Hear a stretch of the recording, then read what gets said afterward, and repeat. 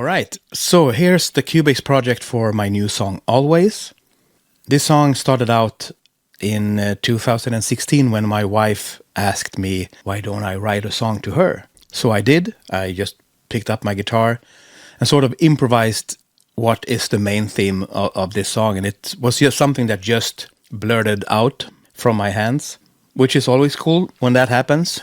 So what I started out with was this guitar part.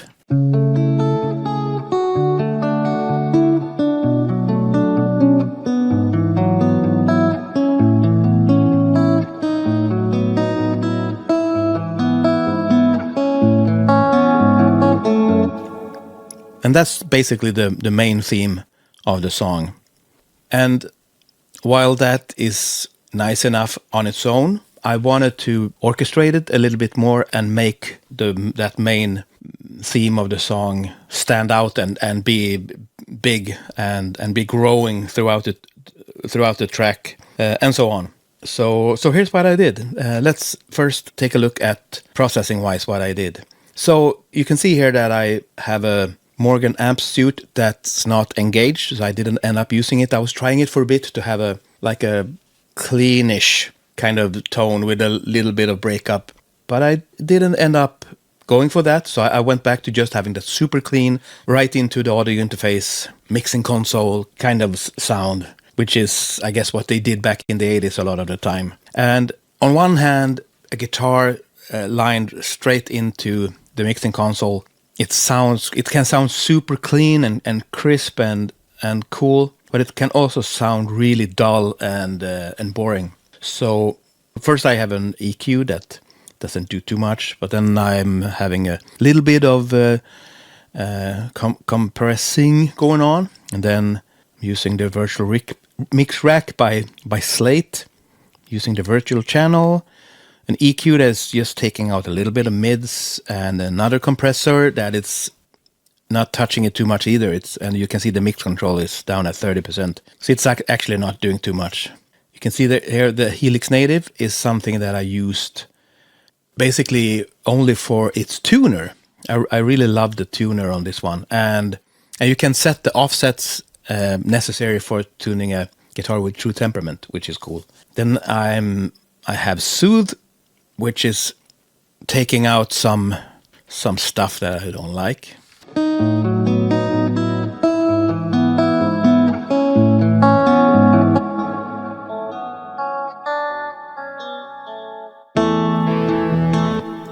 Yeah. And then a limiter on the back end.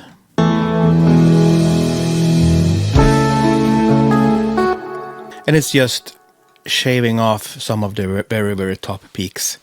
EQ-wise, I'm taking out the very low end, taking out some more low end here, and then nudging out a little bit more mid frequencies that I don't like.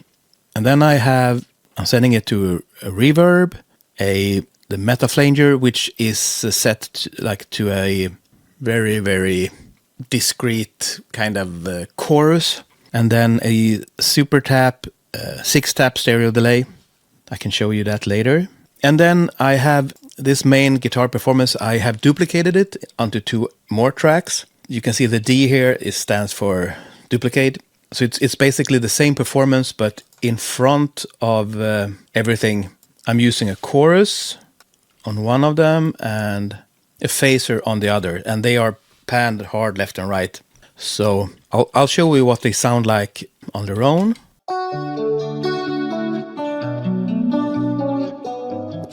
And the main guitar, I'm going to toggle the stereo guitars in and out so you can see what they add.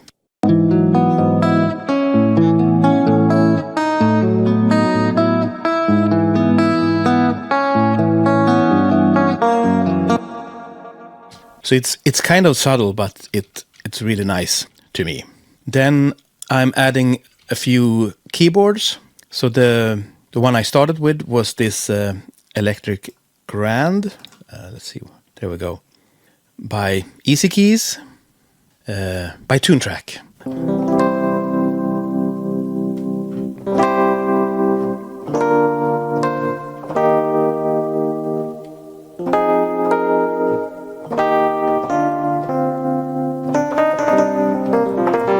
It's really cool sounding, great plugin.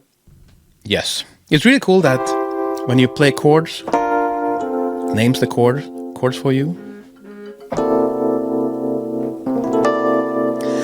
That's not how I would name that chord though. That's better. All right, but I digress. So here's what this Rhodes instrument sounds like.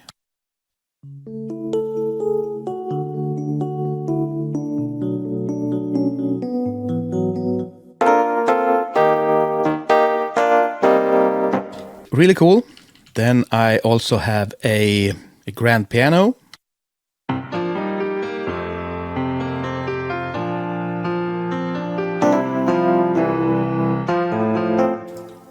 And what I did here was that I didn't record another performance of the part. I just copied it, the Rhodes part, to the grand piano part. I'm using the same MIDI, but as you can see here, I'm using a MIDI modifier. You can see here, position -4, 8, velocity. So it randomizes the position of the notes time-wise and the velocity, so the notes won't line up exactly with the Rhodes at all times. So and these instruments are panned left and right a bit, so it kind of fakes it being two different performances while keeping them still kind of tight.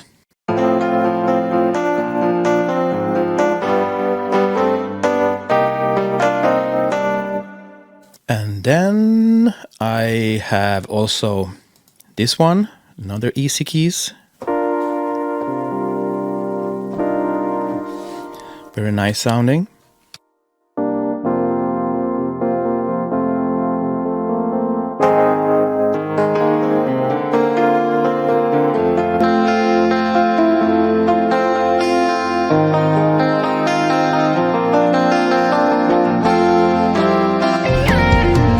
All right. I also have acoustic guitars.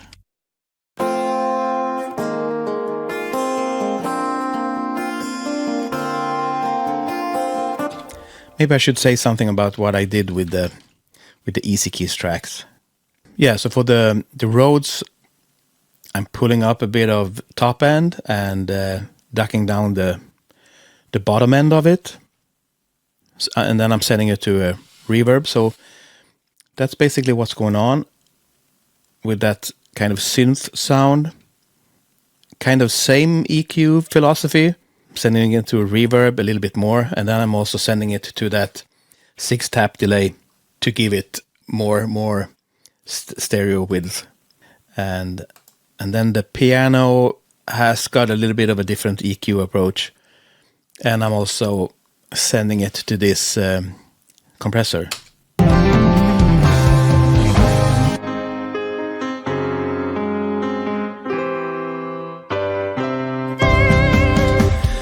Which I'm using kind of heavy-handed to give it that kind of smacking, aggressive pop piano sound.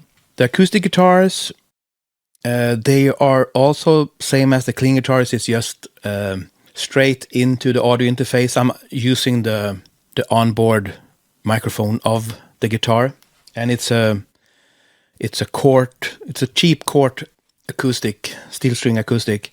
But the microphone sounds pretty nice, but like lined acoustic guitars can sound even more so than clean guitars, clean electric guitars. It can sound super, super dull. Then again, I'm not using these to carry the sound of the melody part. It's more to add the vibe of acoustic guitar, the sound of finger plucking and that kind of thing, the acoustic vibe of it. Actually, I was having like a carpenter and an electrician at my house where I was recording this that day, and they were making all kinds of noise, so I couldn't use a microphone for the acoustic guitar, and I wanted to record that day, so I had to make do with what I had. So yeah, so let's see. Yeah, I'm using this one, for a compressor, and then some virtual tape machine, and a de-esser.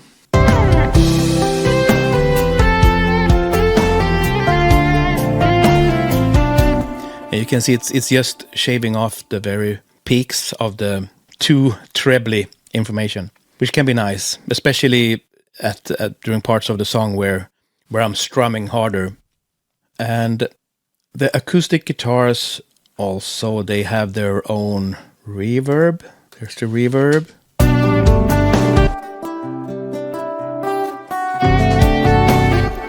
Valhalla Vintage Verb, great sounding reverb. And they are sent to this bus together with the reverb. So there we go. So this is a channel strip from Softtube that sounds amazing. I'm not doing too much. I'm taking out a little bit of mid, just slightly taking off some top end. But then I'm using the drive, which is a sort of distortion thing, which helps the acoustic guitars come to life a bit.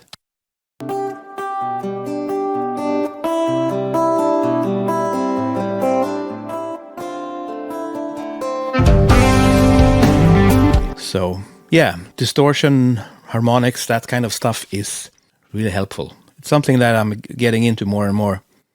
What else do we have? Yeah, so further on in the song here, I'm adding 2 more clean guitars because the main part goes over and just does sustain chords like this.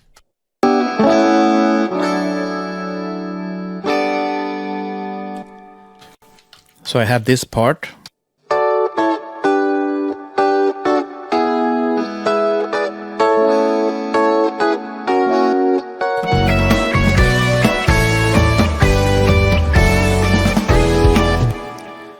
So they are doing that, and the keyboards are doing a little bit of both, I think.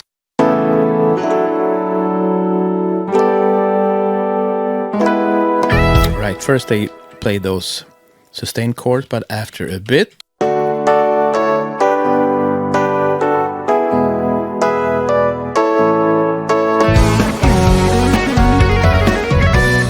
Yes. And I have some percussion coming in here. It's this guy. Super cheap. Super cheap drums. I bought them mainly for my son to have something to go crazy on. But yeah, they proved to be handy. So I wanted something more to happen at this point in the song. This is like the last of the B sections before it goes into the grand finale, which is the C section. So yeah, I'm recording it with this SM7B. So that's the bigger of those 2 drums, and then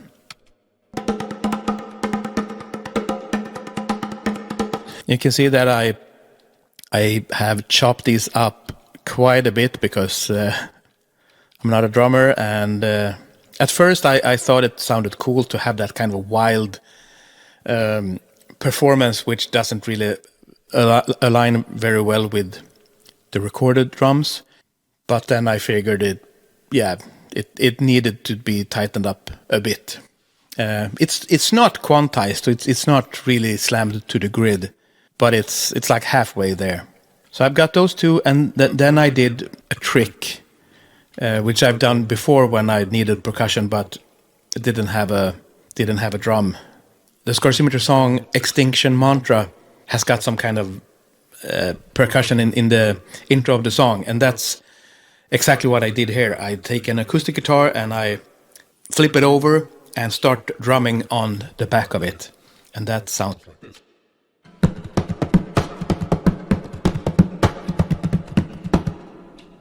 So two of these drums are panned left and right, hard left and right.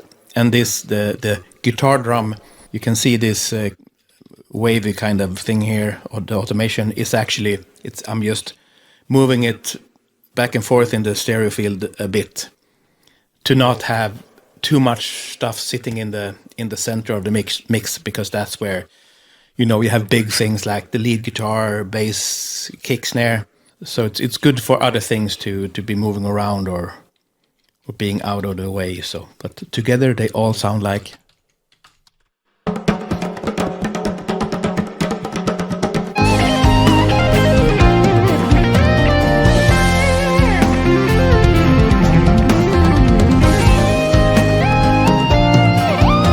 Yes. What else do we have? We have the easy bass.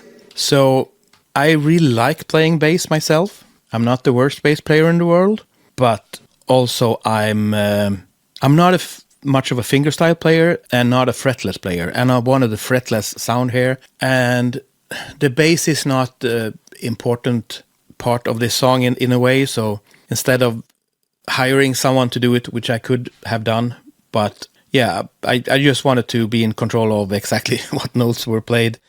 And I kind of like this plugin, Easy Bass.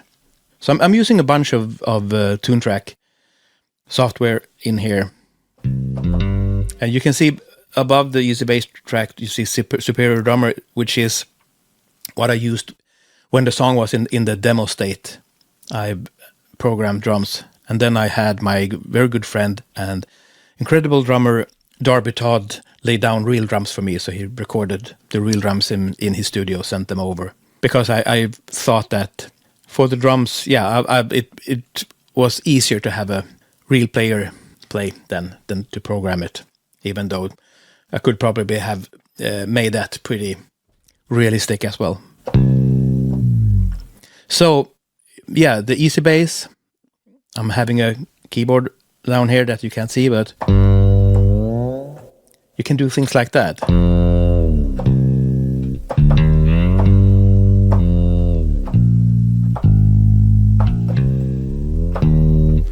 Which is cool.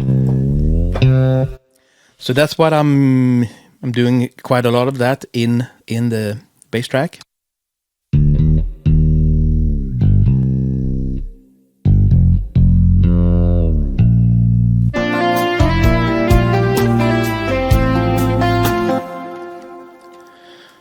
There's even a shreddy run somewhere. Is this that one?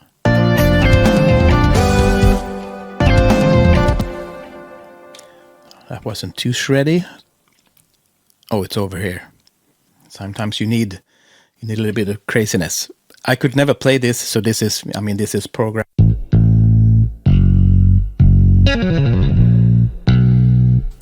And you can, at that point, you can really hear that it's a sampled instrument.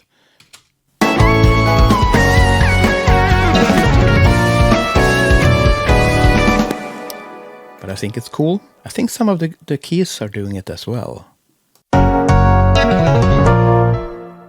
Yep. So, what am I doing with Easy Bass? So, yeah, you can see here that I'm pretty heavy-handed with EQ.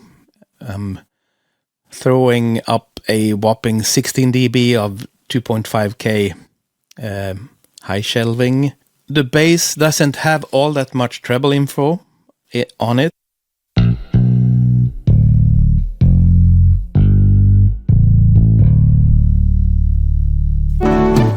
So that's why I'm using so much of it to be able to actually get something.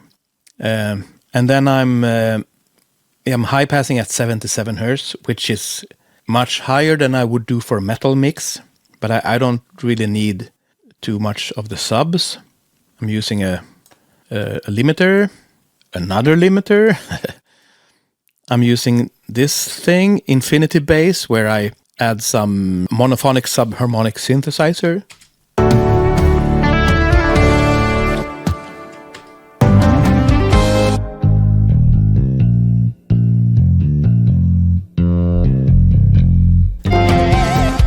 So it just fattens things up a bit, not too much. And then I have another limiter on the back end. So actually 3 limiters, which is crazy. I don't really know why I went with so many. Sometimes I just add things, which is fine. And I'm using Track Spacer. So I'm sending the kick and the snare and the toms to this plugin. via the sidechain. So what is happening with this plugin is that when those drums play, their frequencies in this, you can see the frequency band here, the darker part here, you can tune that in like this. So in that region, those drums, this plugin notches out the exact frequencies they are playing, exactly when they are playing them, out of the bass guitar. So, and since it's just picking out the frequencies, that the drums play at the moment, so obviously the snare is playing is a bit it's not as bassy as the kick drum and so on, and the toms are all differently tuned, which means that you're just ducking out from the bass what's necessary and nothing else, which makes this very, very transparent. You can get away with a lot of like gain reduction without having it noticeable. It just gives you much more headroom in your mix.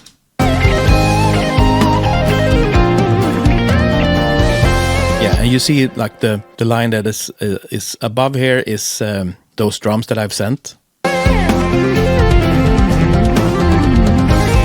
And below here you can see how much is nudged out. Yeah, and it's carving out as much as like 13, 14, 15 dBs at times, which if you were to duck the entire frequency spectrum of the bass with a sidechain compressor, you probably couldn't do that much without having it very noticeable. And then I'm sending the bass to the bass reverb, which is the Brighthall 0.3 seconds, so it's not a very long one. And I've sucked out everything below 400 hertz, which is a lot. And I'm sending that to another reverb. That's something that happened by accident. Never noticed that, but that's crazy. I'm stacking reverbs, but that's cool. So yeah, so the bass and the bass reverb is getting summed up on a group track where I didn't end up doing anything. I turned it down by 1 dB. So yeah, so I have another place to control the bass if I want to. So that's cool. Let's see what's next. Yeah, so here's the super tap, and yeah, you can see what I'm doing. So I've got 6 delays. And you can see the first two are -3 in gain, -6, -9, and the direct signal is not on. So I've got 2 delays that are 19 and 31 milliseconds, panned hard left and right. Then the next 2 are 250, 375, also panned hard and right, and then 500, 750. So especially the first 2, the 19 and 31 milliseconds, are super close to the original signal, so you don't really hear them as being separate from the sound. They just bring your mono sound out in the stereo field a lot, and the rest of the 4 feels more like your typical stereo delays.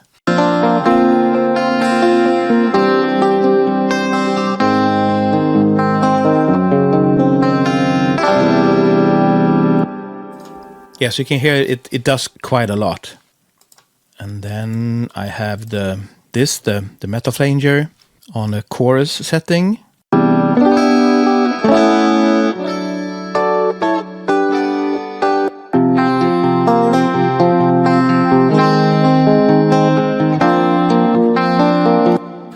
So the effect is really subtle. And this is the vintage verbed chamber.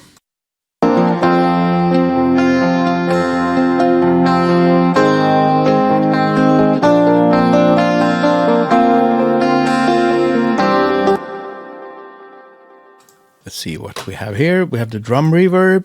It's a smooth plate.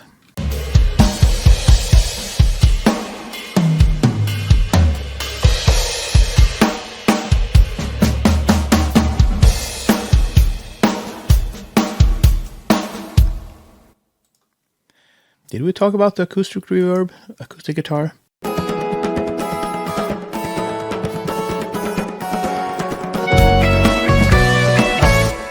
I ended up sending the percussion to it. Why not? Okay, here's the lead guitar.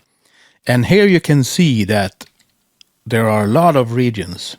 And some of these are punch-ins. I'm sure a lot of them are punch-ins. And then there are also like, I've recorded something for a longer period, but I ended up feeling like there was a section in the middle of it that needed to be nudged in either direction, time-wise. And that is something that I've been experiencing more by using amp sims in the computer. Even though I have a fairly, modern and fast computer, it adds latency, which is not too much, but I'm feeling like I do something, I compensate when I play a bit, and my timing suffers by just a tiny, tiny bit, which is interesting. I don't feel like I do this when I'm playing through an actual amp, which is supposedly quicker, but I'm not sure. But I'm I'm a sucker for details and having things exactly the way I wanted. So that's why you're seeing a whole bunch of edits. So if you feel like your own playing you need to do punch-ins and edits and stuff, you don't need to feel bad about it, because this is how we do it. This is how we do it in the studio. So let's have a look at my tone. I'm using the Mesa Boogie Mark II C Plus suit by Neural DSP.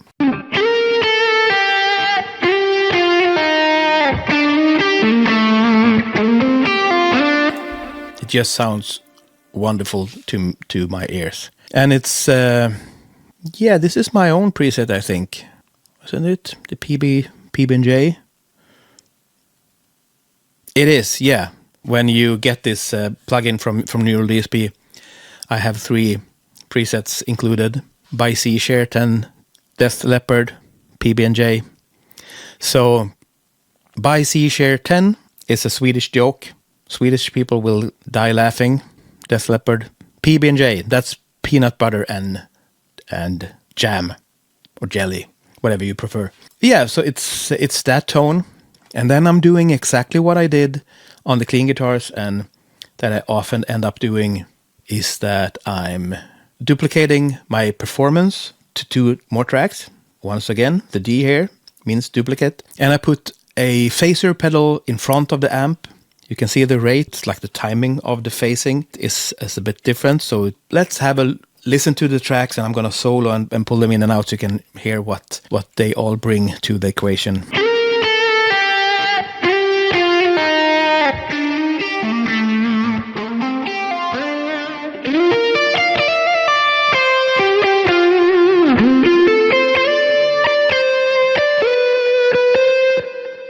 Yeah, so they really add a lot. They just add a lot of stereo information.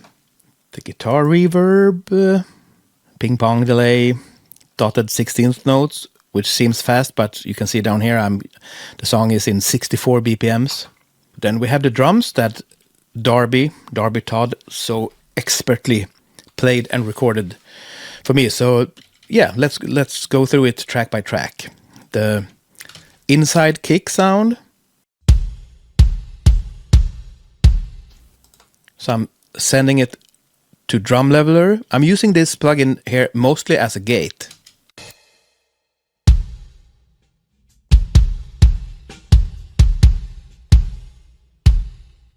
It's basically mostly gating. I'm using a tiny little bit of compression, and this is like the cleanest compressor kind of thing you can have for drums, because it doesn't change the envelope, the attack and sustain part really of the drum. It like moves the entire hit. Yeah, so it is really cool. And then I'm adding a sample with Drumagog.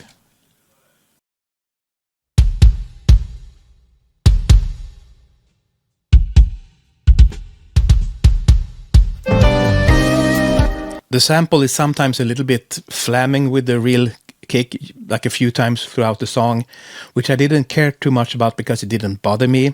The drums, the kick is not like super clicky as it would be in a metal production.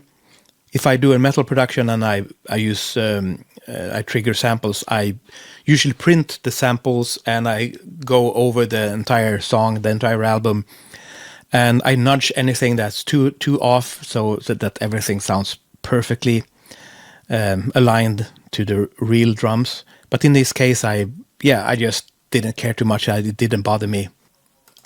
Once again, as on the bass guitar, I'm using Infinity Bass, the sub-harmonic generator synthesizer.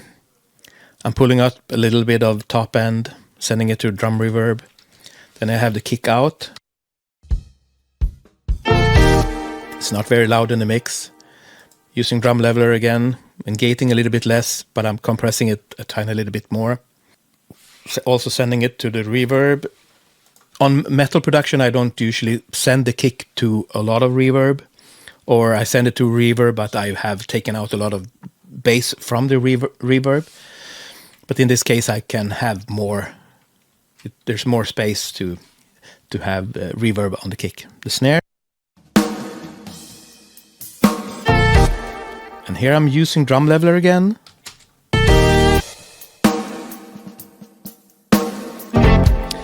Uh, 35% compression, which is more. It's actually affects the sound quite a bit.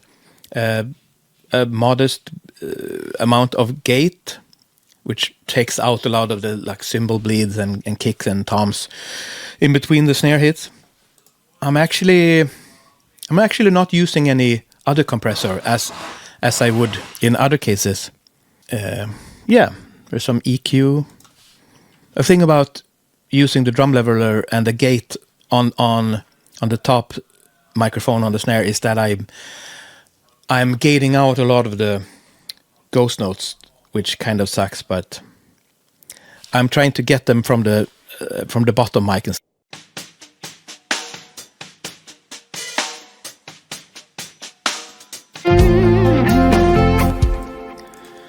The toms.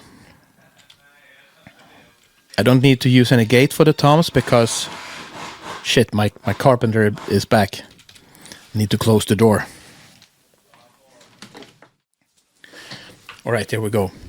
So, yeah, the toms are manually gated.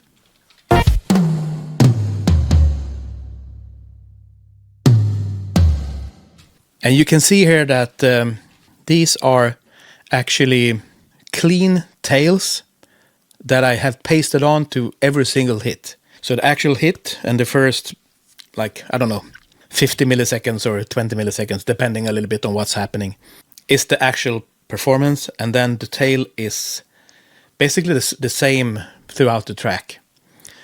And that means that on the tails of the toms, there's never any bleed. Because typically you have crashes that are kind of close to the tom mics, and you play a fill, and then you hit the cymbal, and then you're gonna have a lot of that high end from the cymbal coming into the tom mic, and that means that you can't pull up as much treble as you want from the toms, and you can't have the toms as loud as you want, and you can't compress them, the way you want. So this is a pretty neat trick. So I'm gonna show what it sounds like if I'm taking away the tails and extending what I had before.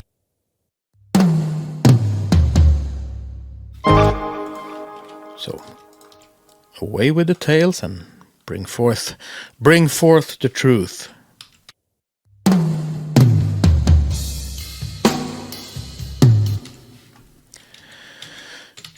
Let's see what I had. I'm using drum leveler, no other compressor here, just a tiny bit of added top end. Yeah, same treatment on all three of them. The hats.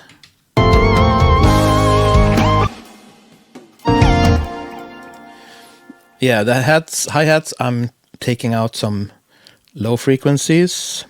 The ride, likewise, same for the stack. And obviously I'm sending pretty much everything to reverb. Then the overheads.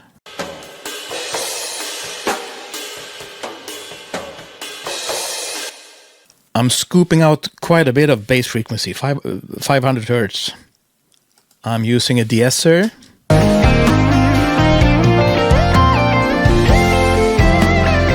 Which is basically reacting mostly to the snare, which can be really good to get some snare transient out of the overheads. Like most recordings I've ever mixed, the snare hasn't been sitting like right in the center of the stereo field. It's often off by a little because like you have prioritized having the cymbals in the right places where you want them. So if you have the means to kind of suck out the snare a little bit and just have the like the decay and the ambience from the snare, that's a good thing. A limiter.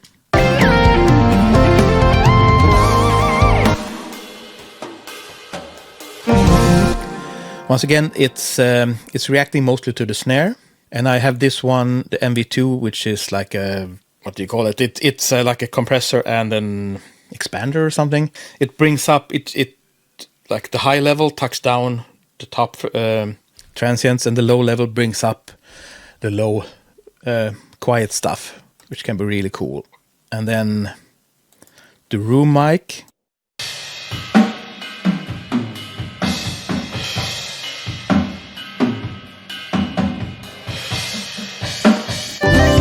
It's also reacting mostly to the snare.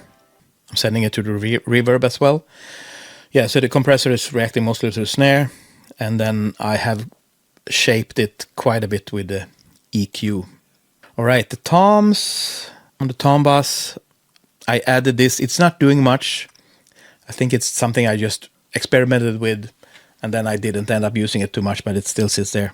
I'm bringing up quite a bit of high frequencies on the tom, sending them to the reverb. And then I have the drums master bus, where I take out a little bit more bottom end, because I don't need all that much sub information on this kind of mix.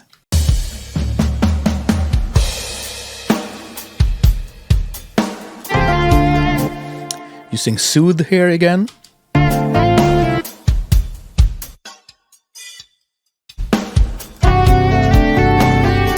Taking out some stuff that I don't want. Then I have the bus for the main melody part. I'm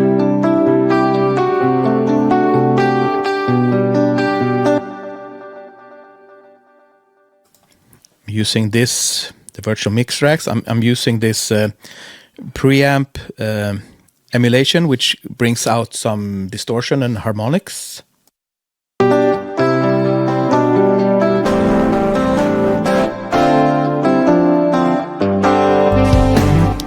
Just fattens things up a little bit and glues things together. I got a compressor.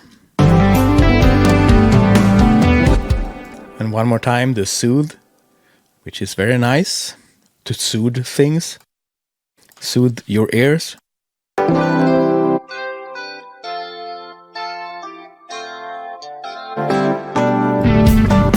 you can hear what kind of frequencies it notches out.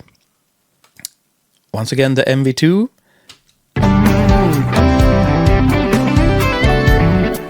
That raises the more quiet information. I'm using a multiband compressor here. I felt that there was like a lot of frequency buildup in the 3K range. So I'm using this to sort of tuck that in.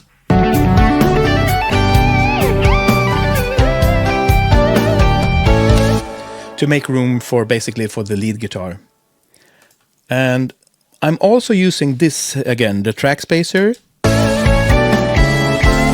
which I'm sending the lead guitars to. See on the top here is the frequency spectrum of the lead guitar. And below is how much is been nudged out from the chord instruments, the clean guitars, the keyboards. What you can do with this thing is you can choose to do it left, right, or mid-side. And I'm using mid-side here because even though I have those stereo tracks on the lead guitar with the phaser, the mid channel is much louder and more prominent, and that's what I want to to use more of to make room for in the chords. So I'm having set it to 66% mid. So it means that it's mostly nudging out in the mid track, in the mid channel. So the side information on the chords is being left more untouched. So you keep the width, and if I exaggerate things, I'm gonna put it all the way to mid, and then I'm gonna crank up the ratio, and you can hear what's happening. Let me play only the lead guitar and the chords.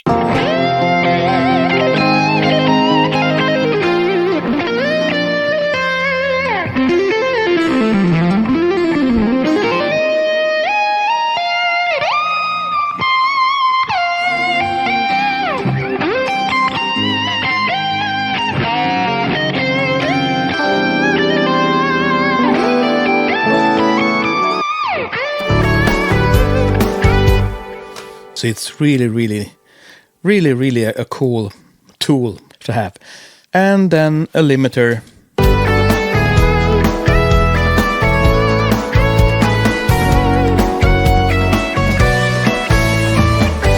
Yeah, it's almost doing nothing. There are parts of the song where it nudges a dB or two. And I suppose that is all. That's the entire thing. All right, yeah, I do something at the very end. I'm automating some of the reverbs. Let's check out what's happening. The acoustic reverb.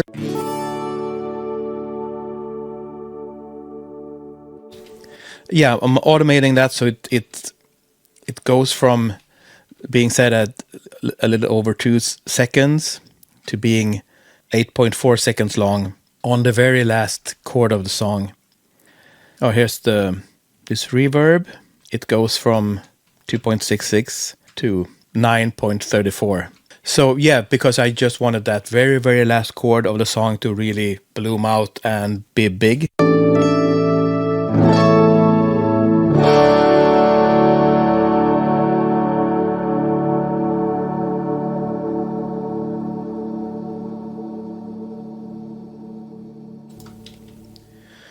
I don't think I missed anything.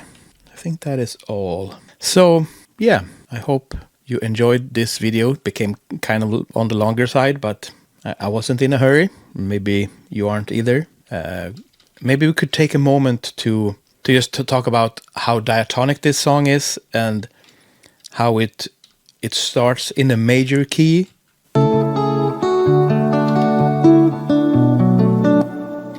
And then it goes over to stays in the same key but goes to the relative minor. No, it doesn't go to the relative minor. It changes to minor. Yeah, so it starts in A major, then it goes to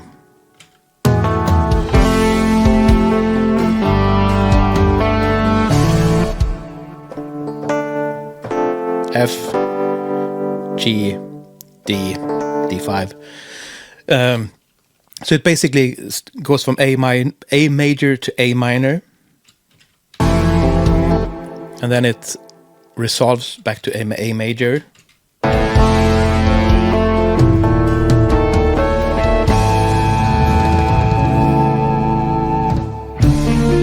Then it modulates to B flat major, which is like such an easy modulation. You don't need to do anything else. You don't need to have any fancy intermediary chords or secondary dominants or anything. You can just go there.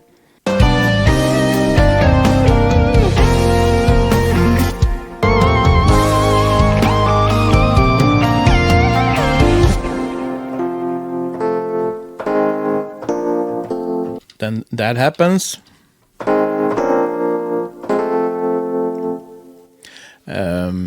Which is kind of was in B flat.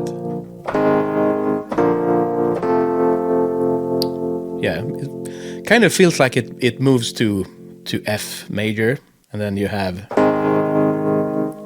these chords that are borrowed from F Dorian. Anyway, I digress.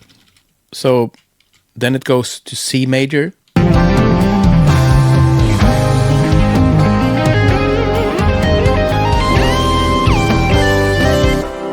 Yeah.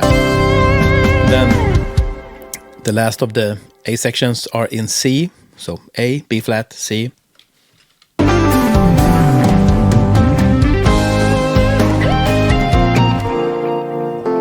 And here we're borrowing chords from, we're in C major, and then we're borrowing chords from C minor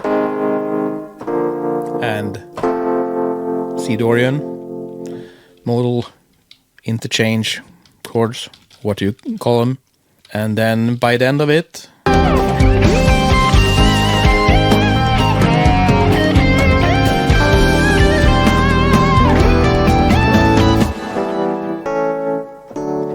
it moves to D, it ends on C, and then it does a 2-5 to D. So it modulates up to D major for the last part of the song.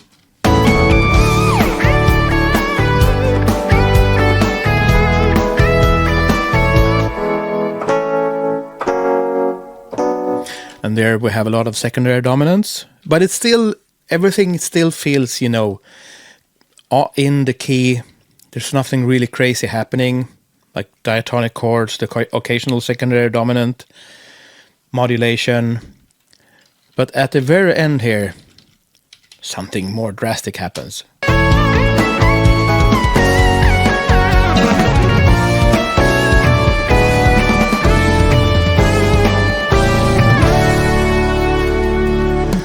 Like one final moment of harmonic drama.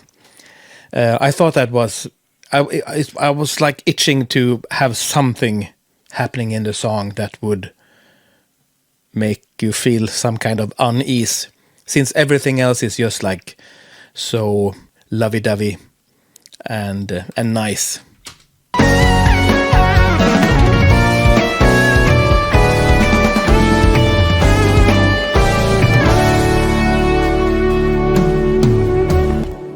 So I enjoy that quite a bit. So yeah, basically that's the thing.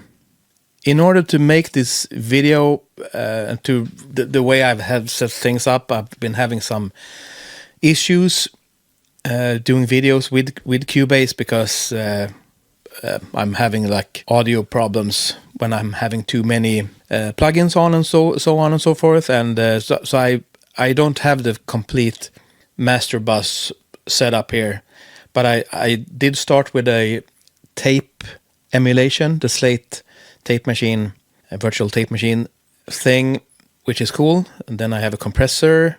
Then I have this thing.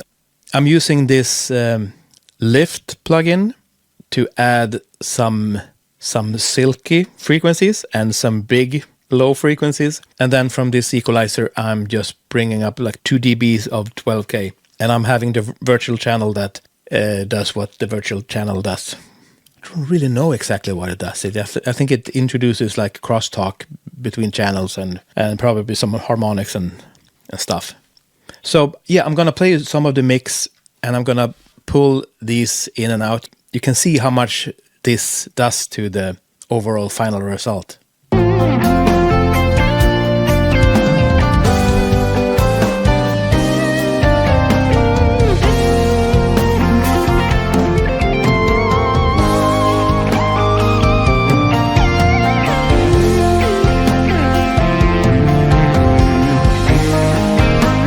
And all of them.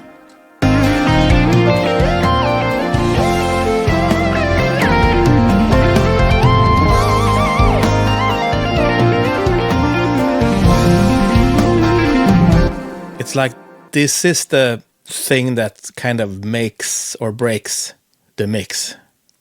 I love it. Yeah, and then I'm using Ozone for like the final limiter clipper thing to bring the volume up to where I want it. So that's it. That's the song. And thank you for watching this far. I really love watching these kinds of videos myself, so it's really cool to see, to look under the hood of songs and mixes and see how other people do them. If you know of any videos like this that you think I would be interested in, please send them to me or comment on them and so on and so forth. Thank you. I'll see you on the next one. Cheers.